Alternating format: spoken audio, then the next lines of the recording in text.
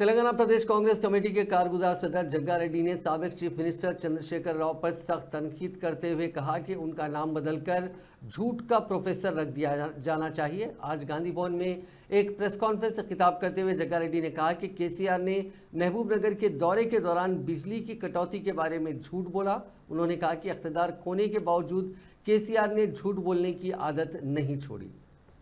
बोलो भाई, आप तो भी बीजेपी कांग्रेस जाति का दुश्मन है ये लोग,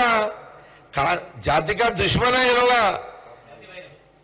ये आज की नहीं होता, जब इंडिपेंडेंस के जमाने से चल रहा आरएसएस कांग्रेस के बीच में, जब आरएसएस वाले ब्रिटिश वालों को सपोर्ट दिए थे, पीछे ब्रिटिश वालों को सपोर्ट दिया आरएसएस वाले, वही घर में से निकला बीजेपी।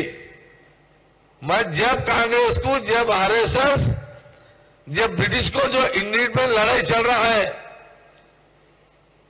अभी ये बोलेंगे, अभी बीजेपी, अभी जनता को ये बोलिए भाई, जब वो कांग्रेस हुकूमत में था, मनमोहन सिंह, सोनिया जी थे,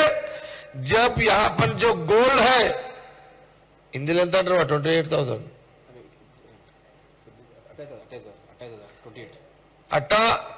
28,000, जब सोनिया जी यूपीए चेयरमैन थे, इंदिरा